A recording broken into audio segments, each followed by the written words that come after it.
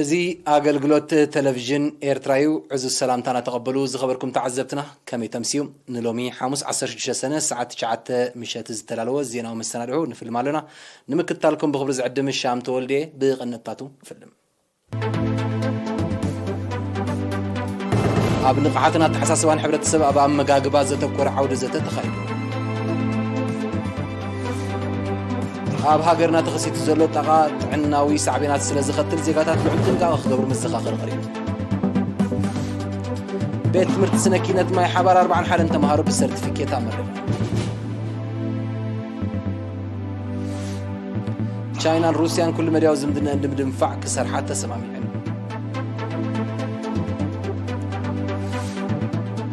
حالوا سورة ايران بزمات نادين استوافر مربب اب تحت غزتر አባል ሀገራት ውድብ ደቡባዊ ምብራቅ ኤስያን ህንድን ዝምድና ክለን ፈዓተራሊ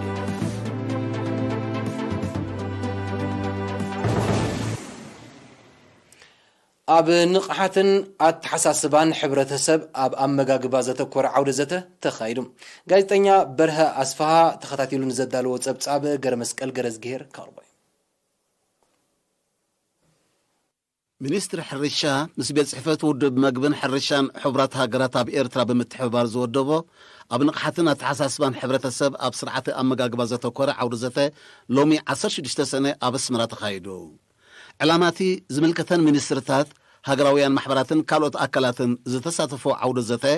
ንሰለስተ ዓመታት ዝተኻየደ መጽናዕቲ ናይ መወዳእታ መልክዕ ብምትሓዝ ንሕብረተሰብ መምሃሪ ዝኸውን ደብተር ምድላው እዩ ኣብቲ ዓውደ ዘተ ቀድሚ ሕጂ ብዛዕባ ኣብ ስርዓት ኣመጋግባ ክመጽእ ዝደለ ባህርያዊ ለውጢ ዝተዘተየሉ ኣብ ወርሒ መስከረም 2021 ዝተኻየደ ናይ ምምኽኻር መድረኽ ንዝተረፎ ብምምላእ ንምጥርናፉ ከምኡውን ኣብ ኣመጋግባና እንታይ ዓይነት ለውጢ ከነምጽእ ከም እንኽእል ዝእምት ክልተ ወረቓቕቲ ቀሪቦ ተሳተፍቲ ኣብ ጉጅለታት ተኸፋፊሎም ቁኑዕ ኣገባብ ኣመጋግባ ከይንጥቀም ዕንቅፋት ኮይኑ ዘሎ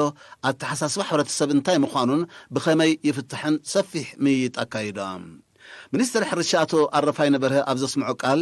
ምርግጋጽ ውሑስ መኣዛዊ መግቢ ኣገዳሲ እኳ እንተኾነ እቲ ናብኡ ዘብጽሕ መንገዲ ግና ልሙፁን ቀጥታውን ስለ ዘይኮነ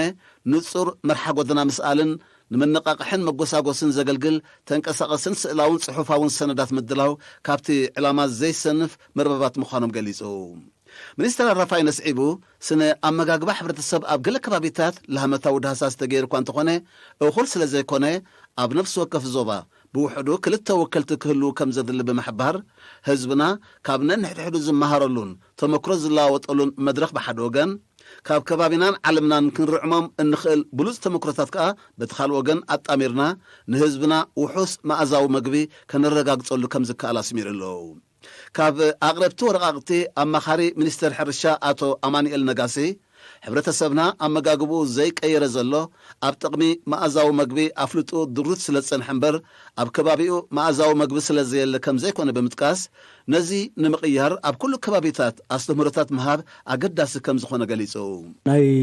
ሎማዓንቲ ነካይዶ ዘለና ዓውደ መጽናዕቲ ናይ 3 ዓመት መጽናዕቲ ጽሟቕ ግን ማዕጾው ክንገብረሉ እቲ ማዕጾው ኸ መምሃሪ ዝኸውን ሓደ ደብተር ንመጻኢ ኣብቲ ሕብረተሰብ ብኸመይ ነካይዶ ኢና ንግምግም ዘለና ሕጂ እዚ ብሓፈሽኡ ብዛዕባ መኣዛዊ መግቢ ክንብል ከለና ቀሊል ዓይነት ትምህርቲ ይኮነን ኩሉ ከለና ከም መግቢ መጠንሲ ኣይናይና እንታይና ንበልዕ ኢና ንብል ዘለና ህዝብና ክጠሚ የብሉን ኣለዎ እኮ መግቢ ግን ዝተፈላለዩ ዓይነት መግቢ ኣብቲ ቆፎ ኣብቲ ህድሞ እንዳረእኻ ኣብቲ ገዛ እንዳረእኻ ከለኻ ታዝበልዕዋስ ሓንቲ ዓይነት ጥራይ ትኸውን ሕጂ ወይ ዓፀቦ ተምፀልካ ወይ ጥሜት ተምፀልካ ሰኣን ኣፍልጦ ሕጂ እቲ ዋና ትሕዝቶ ናይዚ መጽናዕቲ እንታይ እዩ ኣተሓሳስባኻስ ከመይ ጌርካ ትቕይር ከለካስ ስለምንታይ ዘይትቕይር እዛ መጽናዕቲ ሕጂ ኩሉ ከለካሲ ኣመጋግባኻ ከመይ ጌርካ ትቕይር እያ እታ መጽናዕቲ ኣተሓሳስባ እያ ክኢላ መኣዛዊ መግቢ ዶክተር ኤደን ታረቀ ብወገና ንመግለጽታት ጥሜትን ስነፍልጠታዊ ስርዓተ ኣመጋግባን ብዝምልከት ኣብ ዝሃበቶ መብርሂ ሕብረተሰብና ንውሕስነት ጥዕኑ ኣብ ከባቢኡ ዝርከብ መኣዛዊ መግቢ ከዘውትር ኣገዳስነቱ ዕዙዝ ምዃኑ ኣብሪሃ ኣመጋግባ ሰፊሕ እዩ ከማን ኒትሪሽን ትብል ቃል ብትግርኛ ይረኸብና ኣላ ዘለና ንዓኣት ገልጽ ትኽእል ቃል ክሳብ ሕጂ የላን ማእዛዊ ምግቢ ኸማን ኣይኮነት ብዛዕባ ምግቢ ጥራይ ኣይኮነን ብዛዕባ ጥዕና እዩ ሕጂ እዚኣ እንተ ደኣ ክትርዳእና ኽኢላ ናይ ኩላቶም ዘንባዕታታት ተሳታፍነት ብጣዕሚ ኣገዳሲ ምዃኑ ንሪኦ ማለት እዩ መጋግባ ግዜ ጥዕና መጋግባ ግዜ ሕማም ብዛዕባ ናይ ፉድ ኬሚስትሪ ትሕዝቶ ናይ ምግቢ ኩሉ ዚኢታት እንተ ደኣ ኣትዩ ኣብ ውሽጢ 2 ዓመት ዘይ ኒውትሪሽን ሴኩሪቲ ነምፃሉ ምኽንያት የለን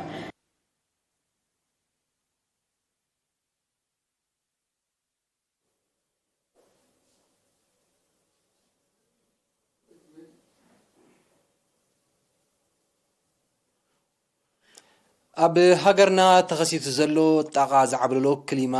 ጥዕናዊ ሳዕቤናት ስለ ዝኸትል ዜጋታት ልዑል ጥንቃቐ ክገብሩ መዘኻኸሪ ይቐርብ ኣሎ ንጸብጻብ ወኪል ኤሪና ዮናታን ይዕብዮ ዳናይት ገብሪ ህይወት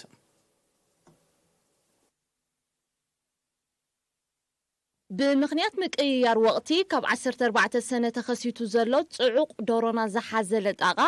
ኣብ ጥዕና ስርዓተ ምስትንፋስን ምርኣይን ዘኸትሎ ሳዕቤን ቀሊል ስለ ዘይኮነ ዜጋታት ልዑል ጥንቃቐ ክገብሩ መዘኻኸሪ ቀሪቡ ኣብ ምምሕዳር ኣህጉራዊ ማዕርፎ ነፈርቲ ሓላፊ ኣሃዱ ሜትሮሎጂ ኣቶ ይስሓቅ ፍስሓን ኤሪና ብዝሃብ ሓበሬታ እቲ ተኸሲቱ ዘሎ ጣቃ ንሕማማትን ጸገማትን ስርዓተ ምስትንፋስን ዓይንን ስለ ዘቃልዕ ዜጋታት መከላኸሊ ኣፍንጫን ዓይንን ብምውዳይ ጥዕንኦም ክሕልው ኣተሓሳሲሙ ብዘይካዚ ኣብ ጥዕና ጥሪት ከቢድ ጽልዋ ከም ዘለዎ ኣብ ኣገልግሎት መጓዓዝያ መካይንን ነፈርትን ድማ ጸገማት ከም ዝፈጥር እውን ገሊጹ ኣብ ሰብ ኣብ እንስሳ ወላ በታኽልቲ ኣሉታዊ ጽልዋ እዩ ዘለዎ ማለት እዩ ዝኾነ ኮይኑ ግን እቲ ብፍልይ ዝበለ ኣብ ወዲ ሰብ ዘሕድሮ ጽልዋ ሓያል እዩ ምኽንያቱ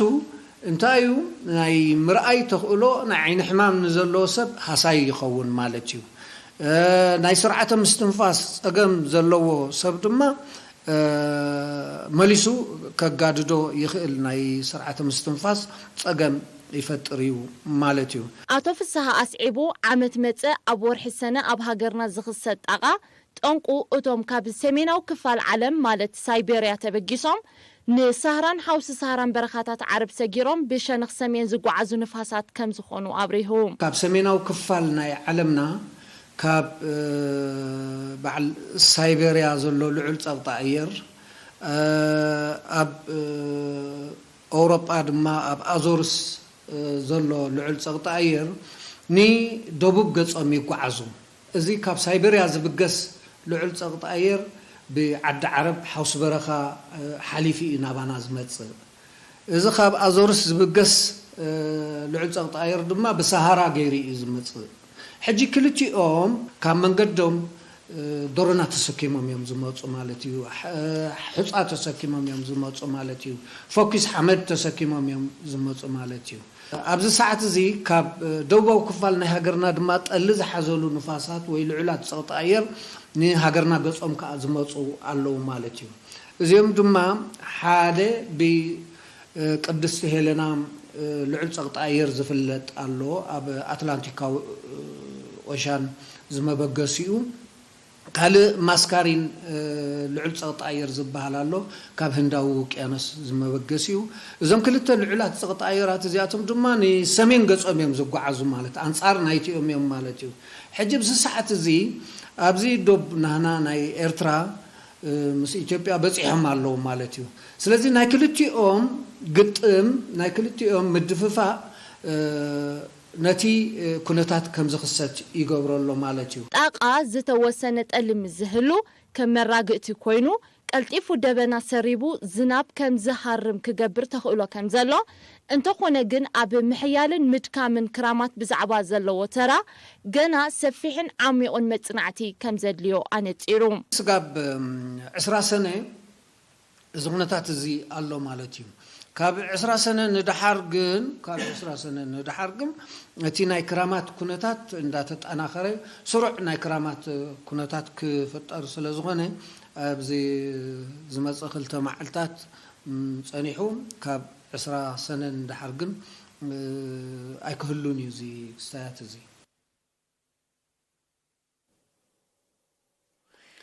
ቤት ትምህርቲ ስነ ኪነት ማይ ሓባር ን3 ዓመታት ብስነ ህንፃ ዘምሃረቶም 27 ደቂ ኣንስትዮ ዝርከቦም 41 ተምሃሮ ሎም 16 ሰነ ብሰርቲፊኬት ኣመሪቖም ኣብቲ ናይ መመረቕታ ስነ ስርዓት ዳይሬክተር ቤት ትምህርቲ መምህር ወሃብ መሐመድ ዓሊ ኣብ ዘስምዖ ቃል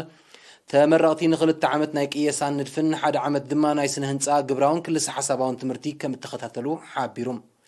መምህር ወሃብ ኣስዒቡ ተመረቕቲ ቀሲሞሞ ብዘለዉ ፍልጠት ንሕብረተሰቦምን ሃገሮምን ብትግሃት ከገልግሉ ብምልባው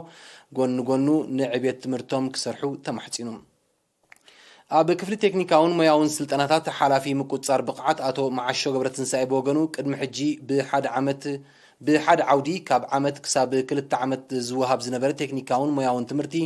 ካብ 2020 ብሰለስተ ዓውድታት ንሰለስተ ዓመታት ብዝቕፅል ትምህርቲ ስነ ህንፃ ምትኩ ጽቡቕ ውፅኢት ይርከቡ ከም ዘሎ ብምጥቃስ ተመረቕቲ ኣብ ዝተመደቦ ቦታ ስራሕ ብኣድማዓነት ክዓዩ ኣዘኻኺሮም ወኪል ተመረቕቲ ድማ ኣብዚ ደረጃ እዚ ንምብፃሕ ንዝተገብረሎም ወፍሪ ብምስጋን ኣብ ዝተመደቦ ቦታ ስራሕ ካብኦም ዝሕተት ንምብርካት ዘለዎም ድልውነት ኣረጋጊጾም ኣብ 1994 ዝተመስረተት ቤት ትምህርቲ ስነ ኪነት ማይ ሓባር ዛጊት 4668 ተምሃሮ ብዝተፈላለዩ ዓውድታት ሞያ ከም ዘመረቐት ሰነዳታ የነጽር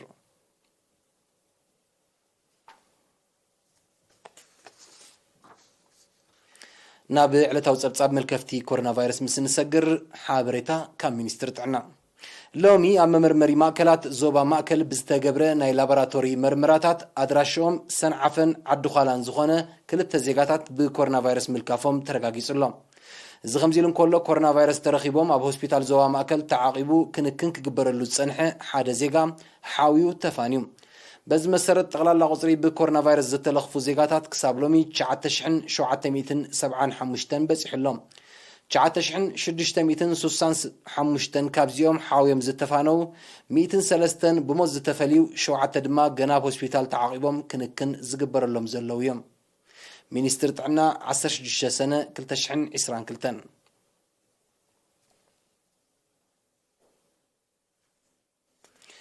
ኣብ ንዞባ ጊንዳዕ ዝነጥፉ ሰራሕተኛታት ትካላት መንግስቲ ን50 ስድራ ስዋኣት 300,000 ናቕፋ ሓገዝ ኣበርኪቶም እቶም ኣብ 7 ንኡስ ጨናፍር ዝተጠርነፉ ሰራሕተኛታት ካብ ወርሓዊ ደሞዞም እናዋህለሉ ንስድራ ስዋኣት ንምጥዋር ብዝወሰድዎ ተበግሶ ቅድሚ ሕጂ ወርሓዊ ነፍሲ ወከፍ ስድራ 500 ናቕፋ ክህቡ ከም ፀንሑ ኣብዚ ዓመት ዝግን ብጥርኑፍ ናይ ሓደ ዓመት 6,000 ናቕፋ ከም ዝሃቡ ወኪል ኤሪና ሓቢሮም ኣካየዲ ስራሕ ምምሕዳር ንዞባ ጊንዳዕ ኣቶ የሓይሽ ገብረስላሴ እቶም ሰራሕተኛታት ንዝወሰድዎ ተበግሶ ብምስጋን ካልኦት ኣካላቱን ተመሳሳሊ ስጉምቲ ክወስዱ ፀዊዑም ኣብ ዞባ ሰሜናዊ ቀይሕ ባሕሪ ሎሚ ዓመት ብሲቪል ሰራሕተኛታት ንዝተዋፀ ኣስታት 1 ሚልዮን ናቕፋ ን150 ስድራ ስዋኣት ከም እተመቃርሐ ዝሓበረ ሓላፊ ውድባዊ ጉዳያት ህግደፍ ዞባ ሰሜናዊ ቀይሕ ባሕሪ ኣቶ ኣሕመድ ዓብዱልቃድር ንጽጉማት ወገናቱን ብዓይነትን ጉልበትን ከም ዝሕግዙ ገሊጹ ውዳቤ ሲቪል ሰራሕተኛታት ዞባ ሰሜናዊ ቀይሕ ባሕሪ 34 ንኡስ ጨናፍር ኣለዎም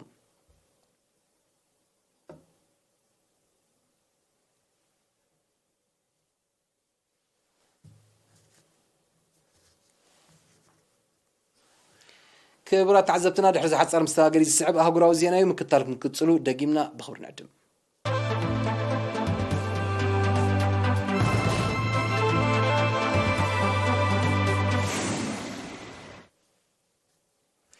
መራሕቲ ቻይናን ሩስያን ሎሚ 16 ሰነ ኣብ ዘካየድዎ ናይ ቴሌፎን ዝርርብ ኩሉ መድያዊ ዝምድና ሃገራቶም ንምድንፋዕ ክሰርሑ ተሰማሚዖም ክልቲአን ሃገራት ኣብቲ ኣጋጣሚ ኣብ ጽላታት ቁጠባ ብሓፈሻ ንግዲ ፀዓትን መጓዓዝያን ድማ ብፍላይ ክትሓባበራ ተረዳዲአን ኣለዋ ፕሬዚደንት ቻይና ሺ ጂንፒንግ ሃገሩ ንልኡላውነትን ግዛኣታዊ ሓድነትን ሩስያ ዘለዋ ደገፍ ብምግላጽ ሃገራት ምዕራብ ኣብ ልዕሊኣ ንዝገብርኦ ዘለዋ ዘይሕጋዊ ፀቕጥታት ከም እትቃወም ኣብ ትርክብ ኣፍሊጦም ብዘይካዚ ፕሬዚደንት ፒንግ ቻይና ኩናት ዩክሬን ብዘተ ክፍታሕ ንዘለዋ ድሌት ደጊሙ ኣረጋጊጾም እዚ ከምዚ ኢሉ እንከሎ ሚኒስትሪ ጉዳያት ወፃኢ ቻይና ዝምድና ሃገሩን ሩስያን ንኻልኦት ሃገራት ብኣሉታ ዝጸሉ ከም ዘይኮነ ሎሚ 16 ሰነ ኣብ ዘውፅኦ መግለጺ ሓቢሮም እቲ ሚኒስትሪ ነዚ ዝገለጸ ሃገራት ምዕራብ ኣብ ክልታዊ ዝምድና ቻይናን ሩስያን ዘለዎን ስጋት ድሕሪ ምግላጸን እዩ ኣሜሪካ ንቻይናን ሩስያን ከም ቀንዲ ፀጥታዊ ስጋት ክትገልጸን ምጽንሓ ይጥቀስ ኩሉ መድያዊ ዝምድና ቻይናን ሩስያን በብእዋኑ እናደንፍዐ ይመጽእ ከም ዘሎ ጸብጻባት የረዱ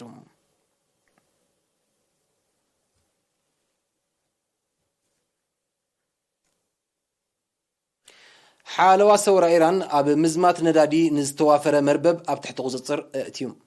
እቲ መርበብ ብሱትር ነዳዲ ናብ ጎረባብቲ ሃገራት ኣብ ምስጋር ዝነጥፍ ምዃኑ ዝገለጸ ሓለዋ ሰውራ ኢራን ኩሎም ኣባላቱ ኣብ ትሕቲ ቀይዲ ከም ዝኣተው ሓቢሩሎም እዚ ኣብ 8 ኣውራጃታት ሃገሩ ክነጥፍ ዝጸንሐ ዘይሕጋዊ መርበብ ናብ ኣፍጋኒስታን፣ ፓኪስታንን ኢራቅን ነዳድን ባህርያዊ ጋዝን ክልእኽ ከም ዝጸንሐ እዩ ተገሊጹ። ምትሓዝ ናይቲ ግዙፍ መርበብ ኣብ ምውሓዝ ጸጥታ ማያዊ ኢራን ኣገዳሲ ምዃኑ ሰብ መዝቲ ሃገር ሓቢሮም። ሓለዋ ሰውራ ኢራን ኣብ ዝሓለፈ ወርሒ ሚያዝያ ብዘካየዶ ተመሳሳሊ ስርሒት ብኮንትራባንድ ክሰግራ ዝፈተና ነዳዲ ዝፀዓና 3 መራኽብ ኣብ ወሽመጥ ፋርስ ከም ዝሓዘ ጸብጸባት ይሕብሩ። ምስ ሃገራት ምዕራብ ብሓፈሻ ኣሜሪካ ድማ ብፍላይ ተፈሓፊሓ ዘላ ኢራን ማያዊ ጸጥታ ንምውሓስ ኣበርቲዓ ትሰርሕ ከም ዘላ ክትገልጽ ጸኒሓ እያ።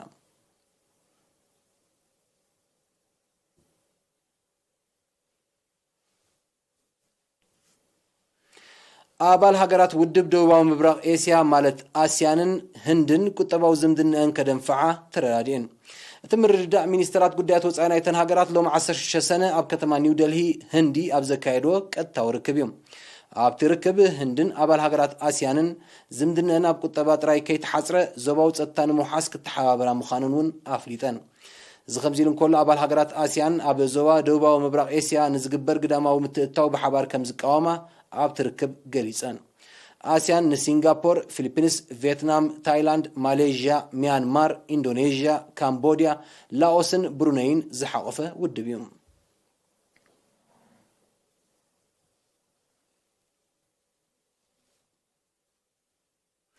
መራሕቲ ሃገራት ኤውሮጳ ንዩክሬን ዝገብሮ ዘለው ደገፍ ንኩናት ዩክሬን ብምንዋሕ ንዝስዕብ ሰብኣውን ንዋታውን ዕንወት ኣብ ምብኣስ ኣሉታዊ ጽልዋኡ እናዛየደ ይመጽእ ከም ዘሎ ተንተንቲ ህልው ኩነታት ገሊጾም። እዚ ዝተሓበረ ፕሬዚደንት ፈረንሳይ ኢማኑኤል ማክሮን፣ መራሒ መንግስቲ ጀርመን ኦላፍ ሹልዝን ቀዳማይ ሚኒስትር ኢጣልያ ማሪዮ ድራግን ሎም 16 ሰነ ብሓባር ናብ ከተማ ኪየቭ ብምጓዓዝ ምስ ፕሬዚደንት ቮሎዲሚር ዜሌንስኪ ርክብ ድሕሪ ምክያዶም እዩ። እቶም መራሕቲ ነዚ ውሕደት ዝፍጽሙ ዘለው ዩክሬን ምስ ኤውሮጳዊ ሕብረት ክትጽንበር ኮሚሽን ኤውሮጳ ሕብረት እማመ ክቕርብ ምዃኑ ኣብ ዝሕበረሉ ዘሎ እዩ። ብዘይካዚ ኣሜሪካ ናይ ነዊሕ ርሕቀት ሚሳይላት ዝርከቡ ኣጽዋር ንሰራዊት ዩክሬን ክትህብ ምዃና ኣብ እትገልጸሉ ዘላ እዋን እቶም መራሕቲ ሃገራት ኤውሮጳ ተወሳኺ መብጻዕታት ከም ዝኣተዉ ተሓቢሮም። ሃገራት ምዕራብ ንዩክሬን ዝገብሮ ዘላ ወተሃደራዊ ደገፍ ሚዛን ሓይሊ ኣብ ምቕያር ዘምጽኦ ፋይዳ ከም ዘየለ ብኣንጻሩ ንዝወርድ ዕንወትን ሰብኣዊ ክሳራን ከም ዘዛይዶ እዩ መንግስቲ ሩስያ ከተሓሳስብ ጸኒሑ።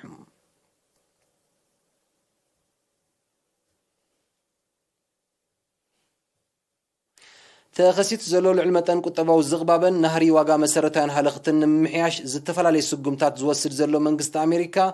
ንመጠን ወለድ ካብ 1.5 ሚእታዊት ክሳብ 1.75 ሚእታዊት ክብ ከም ዘበሎ ኣፍሊጦም። እዚ መንግስቲ ኣሜሪካ ድሕሪ ወርሒ መጋቢት 2022 ንመበል ሳልሳይ ግዚኡ ኣብ መጠን ወለድ ዝገብሮ ወሰኽ ኣብ ዝሓለፈ 30 ዓመታት ዝለዓለ ምዃኑ ተገሊጹ። ብመሰረት ፊናንስያዊ ጸብጻባት ሓያል ሃገራት ኤውሮጳ ኤስያን ደቡብ ኣሜሪካን ገጢምዎን ዘሎ ልዑል መጠን ቁጠባዊ ዝቕባበን ናህሪ ዋጋ መሰረታዊ ሃለኽትን ንምጉዳል መጠን ወለድ ናይ ምውሳኽን ፊናንስያዊ ፖሊሲታት ናይ ምቕርጣውን ስጉምቲ ኣብ ምውሳድ ከም ዝርከባ እዩ ዝሕበር። ኣብ ብሪጣንያ እውን ዋጋ መሰረታውያን ሃለኽቲ ኣብ ዝሓለፈ ወርሒ ሚያዝያ ብ9 ሚእታዊት ምንሃሩ ዝሕብሩ ወግዓውያን ስታትስቲካዊ ጸብጻባት መንግስቲ ሃገር ድሕሪ ታሕሳስ 2021 ንሓምሻይ ግዜ ወሰኽ መጠን ወለድ ክገብር ትፅቢት ከም ዘሎ እዩ ዝግለጽ ዘሎ። ቀንዲ ጠንቂ ናይቲ ኣብ ሃገራት ምዕራብ ኤስያን ደቡብ ኣሜሪካን ተኸሲቱ ዘሎ ናህሪ መሰረታውያን ሃለኽቲ ነገራትን ንሱ ዘስዓቦ ልዑል መጠን ቁጠባዊ ዝቕባበን ሃገራት ምዕራብ ብጉዳይ ኩናት ዩክሬን ኣብ ልዕሊ ሩስያ ዝወሰንኦ በይናዊ እግዳታት ዝጠንቁ ምዃኑ እዩ ዝሕበር።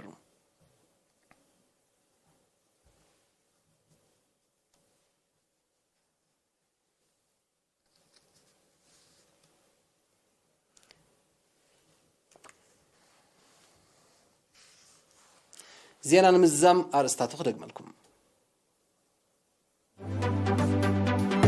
ኣብ ልቕሓትን ኣተሓሳስባን ሕብረተሰብ ኣብ ኣመጋግባ ዘተኮረ ዓውደ ዘተ ተኻይዱ። ኣብ ሃገርና ተኸሲቱ ዘሎ ጠቓ ጥዕናዊ ሳዕቤናት ስለ ዝኸትል ዜጋታት ልዑል ጥንቃቐ ክገብሩ መዘኻኸሪ ቀሪቡ። ቤት ትምህርቲ ስነ ኪነት ማይ ሓባር 41 ተምሃሮ ብሰርቲፊኬት ኣምዕሪሉ። ቻይናን ሩስያን ኩሉ መርያዊ ዝምድና እንደምድንፋዕ ክሰርሓ ተሰማሚዐን።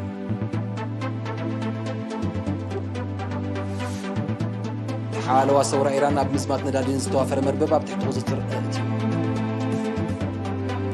ኣባል ሃገራት ደቡባዊ ውድብ ደቡባዊ ምብራቕ ኤስያን ህንድን ዝምድና ከደንፋዓ ተረጋጊዐን።